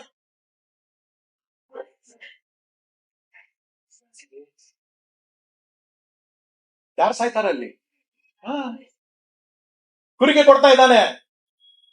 ಯಾಕಂದ್ರೆ ದೇವರು ನೇಮಿಸಿದ ಕುರಿಮರಿ. ಯೋಹಾನನ ಸುವಾರ್ತೆಯಲ್ಲಿ ನಮಗೆ ಗೊತ್ತಲ್ಲ, ಅಲ್ಲಿ ನಾವು ನೋಡ್ತೇವೆ, ಈಗೋ ಯಜ್ಞಕ್ಕೆ ದೇವರು ನೇಮಿಸಿದ ಕುರಿಮರಿ. ಈಗ ಇಸಾಕನಿಗೆ ಬಿಡುಗಡೆ ಆಗ್ತಾ ಇದೆ, ಅವನಿಗೆ ಮರಣ ಇಲ್ಲ. ಈಗ ಅಬ್ರಾಹ್ಮನು ಹೇಳಿದ ಹಾಗೆ ದೇವರು ಒದಗಿಸಿದ, ಏನನ್ನು ಒದಗಿಸಿದ್ದಾನೆ, ಅದಕ್ಕೆ ಈಗ ಯೇಸು ಸ್ವಾಮಿಯ ಭೂಷಣವನ್ನ ಇಸಾಕನು ಕೊಡ್ತಾ ಇದ್ದಾನೆ. ಆ ಒಂದು ಟಗರು ಏನಿದೆಯಲ್ಲ, ಅದು ಯೇಸು ಸ್ವಾಮಿಯ ವೇಷಭೂಷಣವನ್ನ ಹಾಕಿಕೊಳ್ತಾ ಇದೆ. ಅದು ಇಲ್ಲಿ ಬಂದು ಪ್ರಾಣವನ್ನ ಕೊಡ್ತಾ ಇದೆ. ಯಾರಿಗೆ ಬಿಡುಗಡೆ ಆಯ್ತು? ಇಸಾಕ ಅಲ್ವೇ. Isaac is a picture of you and me. Second scene ಅಲ್ಲಿ, ಫಸ್ಟ್ ಸೀನ್ ಅಲ್ಲಿ ಆತನು ಯೇಸು ಕ್ರಿಸ್ತನ ಪ್ರತಿರೂಪಿ ಆಗಿದ್ದಾನೆ. ಎರಡನೇ ಸೀನ್ ಅಲ್ಲಿ ಆತನು ನಿನ್ನ ಮತ್ತು ನನ್ನ ಪ್ರತಿರೂಪಿ ಆಗಿದ್ದಾನೆ. ಓಕೆ, ಸೊ ಇಲ್ಲಿ ಆ ಟಗರನ್ನ ನಾವು ನೋಡುವಾಗ 13ನೇ ವಚನ ಓದಿ ಯಾರಾದ್ರು. ಅಬ್ರಹಾಮನು ಕಣ್ಣೆತ್ತಿ ನೋಡುವಾಗ ತನ್ನ ಹಿಂದುಗಡೆ ಒಂದು ಟಗರು ಪೊದೆಯಲ್ಲಿ ಕೊಂಬುಗಳಿಂದ ಸಿಕ್ಕಿಕೊಂಡಿತ್ತು. ಅವನು ಹೋಗಿ ಅದನ್ನು ಹಿಡಿದು ತಂದು ತನ್ನ ಮಗನಿಗೆ ಬದಲಾಗಿ ಹೋಮ ಮಾಡಿದನು. ಆ ಸ್ಥಳಕ್ಕೆ ಯೆಹೋವ ಈರೆ ಎಂದು ಹೆಸರಿಟ್ಟನು. ಓಕೆ ಅಲ್ವೇ, ನೋಡಿ, ತನ್ನ ಮಗನಿಗೆ ಏನಂತೆ ಬದಲಾಗಿ ಅಲ್ವೇ, ಅಲ್ಲಿ ಬದಲಾಯ್ತು, ವೇಷಭೂಷಣ ಬದಲಾಯ್ತು. ಸೊ ಈಗ ಆ ವೇಷ ಯಾರಿಗೆ ಹೋಯ್ತು? ಆ ಟಗರಿಗೆ ಹೋಯ್ತು. ಆ ಟಗರು ಎಲ್ಲಿ ಸಿಕ್ಕಿ ಹಾಕೊಂಡಿದೆ? ಪೊದೆಯಲ್ಲಿ. ಇಂಗ್ಲಿಷ್ ನಲ್ಲಿ ಅದಕ್ಕೆ ಥಾರ್ನಿ ಬುಷ್ ಅಂತ ಇದೆ ಅಲ್ವೇ. ಅಂದ್ರೆ ಆ ಟಗರಿಗೆ already there was a crown of thorns. ಯೇಸು ಸ್ವಾಮಿಗೆ ಇತ್ತಲ್ಲ, ಆ ಸೈನಿಕರು ಹಾಕಿದ್ರಲ್ಲ ಕ್ರೌನ್ ಆಫ್ ಥಾರ್ನ್ಸ್. ಆ ಟಗರು ಸಿದ್ಧವಾದಂತಹ ಒಂದು ಸಬ್ಸ್ಟಿಟ್ಯೂಟ್ ಆಗಿತ್ತು, ಮತ್ತು ಅದು ದೇವರ ಕುರಿಮರಿ ಆಗಿತ್ತು ಅಲ್ವೇ. ಸೊ ಈಗ ಏನ್ ಮಾಡ್ತಾನೆ, ಈಗ ಇಸಾಕನು ಏನ್ ಮಾಡ್ತಾನೆ, ಈಗ ಹೇಳ್ತಾನೆ ಅವನು, ಈ ಗೆಟ್ಸ್ ಡೌನ್. ಆಮೇಲೆ ಅವನ ಸ್ಥಾನದಲ್ಲಿ ಆ ಕುರಿಯನ್ನ ಹಾಕಿ ಬಿಡ್ಲಿಕ್ಕೆ, ಯಜ್ಞವಾಗಿ ಅರ್ಪಿಸುವುದಕ್ಕೆ ಆತನು ಅನುವು ಮಾಡಿ ಕೊಡ್ತಾನೆ. ಇದರ ಅರ್ಥ ಏನಂತಂದ್ರೆ, ನೋಡಿ, ದೇವರು ಒದಗಿಸ್ತಾನೆ ಅಂತ ಹೇಳುವಾಗ ಇದರಲ್ಲಿ ಬಹಳ ಅರ್ಥ ಇದೆ. ಕೇವಲ ನಮಗೆ ಬೇಕಾದ ಸಂಗತಿಗಳನ್ನು ದೇವರು ಒದಗಿಸ್ತಾನೆ, ಯೆಹೋವ ಈರೆ ಅಂತ ನಾವು ನಂಬೋಣ, ಅದರಲ್ಲಿ ಏನ್ ತಪ್ಪಿಲ್ಲ. God is a God who provides, and miraculously, amazingly he provides, correct. ಆದ್ರೆ ಇಲ್ಲಿ ನೋಡಿ, ದೇವರು ಕೊಟ್ಟಿರುವಂತ ಸಬ್ಸ್ಟಿಟ್ಯೂಟ್ ಅನ್ನ ಒಂದ್ ವೇಳೆ ಅಬ್ರಹಾಮ ಸ್ವೀಕಾರ ಮಾಡದೆ ಹೋಗಿದ್ರೆ ಏನಾಗ್ತಾ ಇತ್ತು? ಇಲ್ಲ, ನನ್ ಕುರಿ ನಾನೇ ತರ್ತೇನೆ ಅಲ್ವೇ, ನನ್ಗೆ ಗೊತ್ತು, ನಾನು ಈಗಾಗ್ಲೇ ನಾನು ರೆಡಿ ಮಾಡಿ ಇಟ್ಟಿದ್ದೇನೆ, ನನ್ಗೆ ಗೊತ್ತಿತ್ತು ಹೀಗಾಗ್ತದೆ ಅಂತ, ಅದಕ್ಕೆ ನಾನು ರೆಡಿ ಮಾಡಿ ಇಟ್ಟಿದ್ದೇನೆ, ಅದನ್ನೇ ತಗೊಂಡ್ ಬರ್ತೇನೆ ಅಂತ ಅಬ್ರಹಾಮ ಹೇಳಿದ್ದ ಅಂತಂದ್ರೆ, that would not have been a legal substitute, not authorized. ದೇವರ ಸೀಲ್ ಅದ್ರ ಮೇಲೆ ಇರ್ತಾ ಇರಲಿಲ್ಲ. ನನ್ನ ಪ್ರಿಯರೇ, ಇದನ್ನ ಯಾಕೆ ನಾನು ಹೇಳ್ತಾ ಇದ್ದೀನಿ ಅಂದ್ರೆ, ಅನೇಕ ಸಾರಿ ಇವತ್ತು ನಾವು ಇರುವಂತ ಈ ದೇಶದಲ್ಲಿ ಜನರು ದಾನ ಧರ್ಮಗಳನ್ನ ಮಾಡ್ತಾರೆ, ಗೊತ್ತಾ, ಪೂಜೆ ಪುರಸ್ಕಾರಗಳನ್ನ ಮಾಡ್ತಾರೆ. ಯಾಕೆ? ದೇವರನ್ನ ಒಲಿಸ್ಬೇಕು, ದೇವರನ್ನ ಮೆಚ್ಚಿಸಬೇಕು ಅಂತ ಹೇಳಿ. ದಾನ ಧರ್ಮ ಮಾಡೋದ್ರಲ್ಲಿ ಏನ್ ತಪ್ಪಿಲ್ಲ, ಆದ್ರೆ ದೇವರನ್ನ ಒಲಿಸ್ಲಿಕ್ಕೆ ಮಾಡಬೇಡಿ ಅಲ್ವಾ. ಒಳ್ಳೊಳ್ಳೆ ಸಂಗತಿಗಳನ್ನ ನಾವು ಮಾಡೋದ್ರಲ್ಲಿ ಏನ್ ತಪ್ಪಿಲ್ಲ, ಆದ್ರೆ ಇವುಗಳನ್ನ ಮಾಡಿದ್ರೆ ದೇವರು ನನ್ನನ್ನ ಮೆಚ್ತಾನೆ ಅಂತ ನಾವು ಮಾಡ್ಲಿಕ್ಕೆ ಹೋಗೋದು ಬೇಡ. ನಮ್ಮ ಕೈಗಳು ಈಗಾಗ್ಲೇ ಹೊಲೆ ಆಗ್ಬಿಟ್ಟಿವೆ. ನಾವು ಮಾಡುವಂತ ಯಾವ ಒಳ್ಳೆ ಕಾರ್ಯ ಕೂಡ ಅದು ಕೆಟ್ಟದಾಗಿದೆ, ಹೊಲಸು ಬಟ್ಟೆ ಅಂತೆ. ಅದಕ್ಕೆ ದೇವರು ಏನನ್ನು ಒದಗಿಸ್ತಾನೋ ಅದನ್ನೇ ನಾವು ಸ್ವೀಕಾರ ಮಾಡಿ, ಸ್ವಾಮಿ ನೀನೇನು ಒದಗಿಸ್ತೀಯಾ, that is the real substitute ಅಂತ ಹೇಳಿ ನಾವು ಸ್ವೀಕಾರ ಮಾಡುವಂತ ಆ ಮನಸ್ಸು ನಮ್ಮಲ್ಲಿ ಇರಬೇಕಾದದ್ದು ಬಹಳ ಪ್ರಾಮುಖ್ಯವಾದಂತ ಸಂಗತಿ. ಓಕೆ, ಕೊನೆಯದಾಗಿ ಒಂದು ವಚನ ನಾವು ಓದೋಣ. ರೋಮನ್ಸ್ 8:32.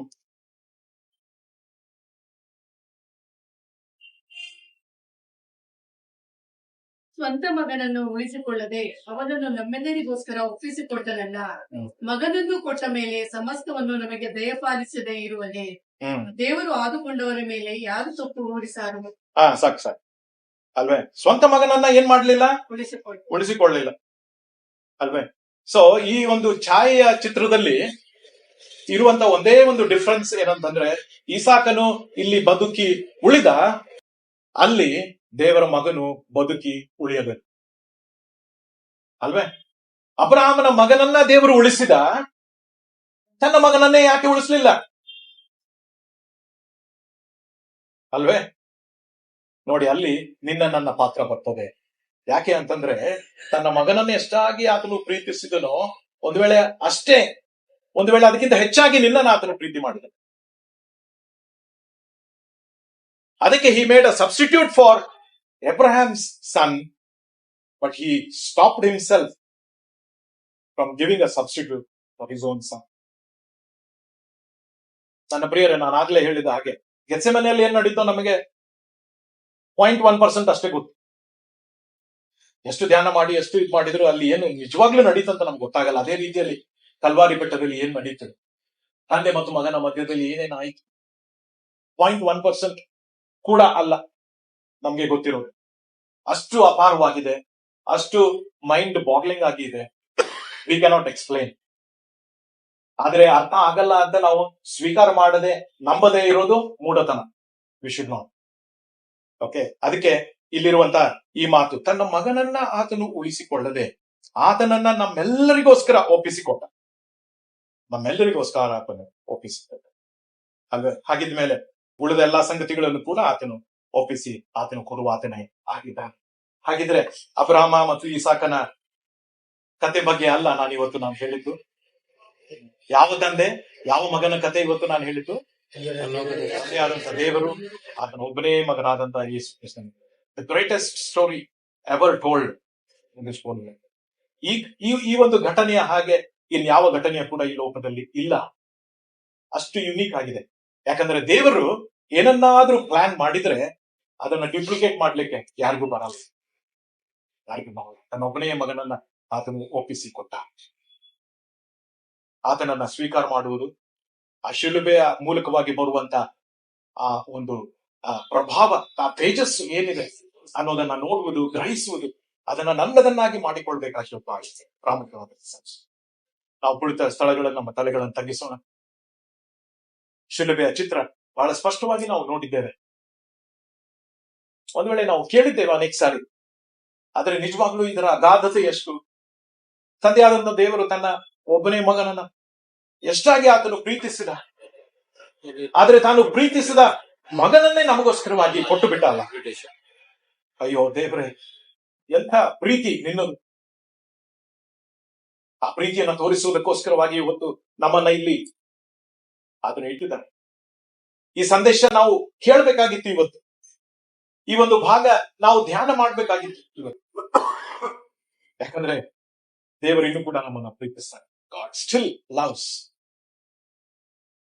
ನಾವು ಆತನ ಬಳಿಗೆ ಬರುವವರೆಗೆ ಆತನು ನಮ್ಮನ್ನ ಪ್ರೀತಿಸ್ತಾನೆ.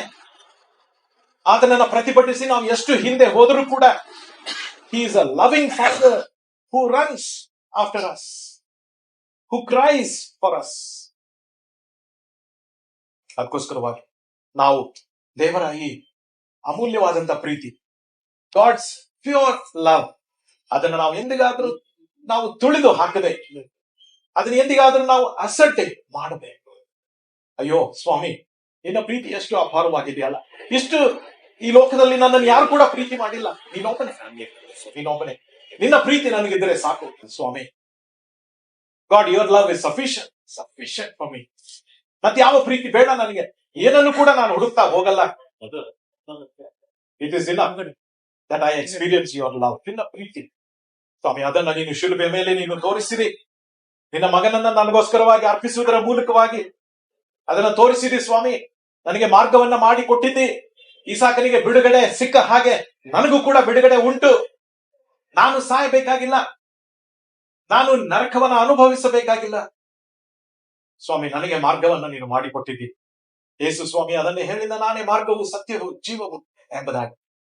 ಅದನ್ನ ನಂಬುವಂತೆ ನನಗೆ ಫಲ ಕೊಡು ಎಂಬುದಾಗಿ ಈ ಸಮಯದಲ್ಲಿ ನಮ್ಮ ಹೃದಯಗಳನ್ನ, ನಮ್ಮ ಜೀವಿತಗಳನ್ನ ಆತನ ಕೈಗಳಲ್ಲಿ ನಾವು ಒಪ್ಪಿಸೋಣ.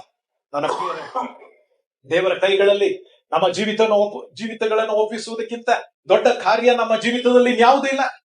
There is no greater work than surrendering our lives into the hands of this loving God. ಇಲ್ಲಿಯವರೆಗೂ ದೇವರು ಯಾರಿಗೂ ಕೂಡ ಕೇಡು ಮಾಡಿಲ್ಲ. God has not done anything evil to anyone till today. ನಿನಗೂ ಕೂಡ ಆತನು ಮಾಡಲ್ಲ. ನಿನ್ನನ್ನ ಬೆನ್ನಟ್ಟಿ ಆತನು ಬರ್ತಾ ಇದ್ದಾನೆ. He is coming after you. Are you willing to surrender your life into his hands? ನಾವು ಕ್ಷಣ ಹೊತ್ತು ಮೌನವಾಗಿ ಇದ್ದು ಪ್ರಾರ್ಥನೆ ಮಾಡೋಣ. ನಮ್ಮ ಹೃದಯಗಳಲ್ಲಿ ಪ್ರಾರ್ಥಿಸೋಣ. ನಮ್ಮ ಜೀವಿತಗಳನ್ನ ಸ್ವಾಮಿಗೆ ನಾವು ಒಪ್ಪಿಸಿಕೊಡೋಣ. ಯಾವ್ದಾದ್ರು ಕ್ಷೇತ್ರಗಳು ಇನ್ನೂ ಕೂಡ ನಮ್ಮ ನಾವೇ ಇಟ್ಕೊಂಡಿರುವುದಾಗಿದ್ರೆ ದೇವರಿಗೆ ಅವುಗಳನ್ನ ಸರೆಂಡರ್ ಮಾಡದೆ, ಒಂದು ವೇಳೆ ನಿನ್ನ ಫೈನಾನ್ಸಸ್ ಆಗಿರ್ಬೋದು, ಒಂದು ವೇಳೆ ನಿನ್ನ ಉದ್ಯೋಗ ಆಗಿರ್ಬೋದು, ಒಂದು ವೇಳೆ ನಿನ್ನ ಪ್ರೊಫೆಷನ್ ಆಗಿರ್ಬೋದು, ಒಂದು ವೇಳೆ ನಿನ್ನ ಪ್ರಿಯರು ಆಗಿರ್ಬೋದು, ಯಾರೇ ಆಗಿದ್ರು ಕೂಡ ಆ ಎಲ್ಲ ಸಂಗತಿಗಳನ್ನ ದೇವರು ಇವತ್ತು ನನಗೆ ಸರೆಂಡರ್ ಮಾಡು, I will take care of them, I will bless you manifold ಅಂತ ಹೇಳಿ ಆತನು ಹೇಳ್ತಾ ಇದ್ದಾನೆ, ವಾಗ್ದಾನ ಮಾಡ್ತಾ ಇದ್ದಾನೆ. Are you ready? ದೇವರ ಕೈಗಳನ್ನು ನಮ್ಮ ಜೀವಿತಗಳನ್ನ ಒಪ್ಪಿಸುವುದರ ಮೂಲಕವಾಗಿ we are in safe hands. We are in safe hands. You don't have to be afraid of anything. ಯಾವ ವಿಷಯದಲ್ಲಿ ಕೂಡ ನಾವು ಚಿಂತೆ ಮಾಡಬೇಕು. God will take care of everything once we give up our lives into His hands. ನಮ್ಮ ಸ್ವಾಮಿ, ನಮ್ಮ ದೇವರೇ, ಹೌದಪ್ಪ, ನಿನ್ನ ಹಾಗೆ ನಮ್ಮನ್ನು ಯಾರು ಪ್ರೀತಿ ಮಾಡಿ, no one Lord, no one has loved us. ಆದ್ರೆ ನಾವು ನಿನಗೆ ಪ್ರತಿಯಾಗಿ ಏನು ಕೊಟ್ಟೆವು ಸ್ವಾಮಿ? ನಿನಗೆ ಪ್ರತಿಯಾಗಿ ನಾವು ನಿನ್ನನ್ನ ತಳ್ಳಿ ನಾವು ದೂರ ಇಟ್ಟೆವು, ನಿನ್ನನ್ನ ನಾವು ಅಸಡ್ಡೆ ಮಾಡಿದೆವು ಸ್ವಾಮಿ. ನಮ್ಮನ್ನ ಕ್ಷಮಿಸು ಲಾರ್ಡ್, ಫಾರ್ಗಿವ್ ಅಸ್. ಹೌದು ಕರ್ತನೆ, ನಮ್ಮ ಕಣ್ಣುಗಳನ್ನೇ ಈ ಸಾಯಂಕಾಲ ನೀನು ತೆರೆಯ ಮಾಡಿದ್ದಿ. ನಿನ್ನ ಪ್ರೀತಿಯ ಕಥೆಯ ಮೂಲಕವಾಗಿ ಸ್ವಾಮಿ ನಮ್ಮ ಕಣ್ಣುಗಳನ್ನ ತೆರೆಯ ಮಾಡಿದ್ದಿ. ಇಲ್ಲಿ ಸ್ವಾಮಿ ನಾವು ಪ್ರತಿಯೊಬ್ಬೊಬ್ಬರು ಕೆಲವು ಕ್ಷೇತ್ರಗಳಲ್ಲಿ ನಾವು ನಮ್ಮನ್ನು ನಿನಗೆ ಸಂಪೂರ್ಣವಾಗಿ ಒಪ್ಪಿಸಿಲ್ಲ. Lord, help us to give those reserved places, reserved areas, Lord, into your hands. ನಿನ್ನ ಕೈಗಳಲ್ಲಿ ಅವುಗಳನ್ನ ನಾವು ಸಮರ್ಪಿಸಿಕೊಳ್ಳುವಂತೆ ನಮಗೆ ಆ ಬಲವನ್ನ, ಶಕ್ತಿಯನ್ನ, ಮನಸ್ಸನ್ನ ನಮಗೆ ನೀನು ದಯಪಾಲಿಸಿ ಕರ್ತನೆ. ಹೌದು, ನಮಗೆ ಅಬೆಂಡೆಂಟ್ ಲೈಫ್ ನೀನು ಪ್ರಾಮಿಸ್ ಮಾಡಿದ್ದಿ. ಅದಕ್ಕಾಗಿ ನೀನು ಈ ಲೋಕದಲ್ಲಿ ಬಂದಿದ್ದಿ ಸ್ವಾಮಿ.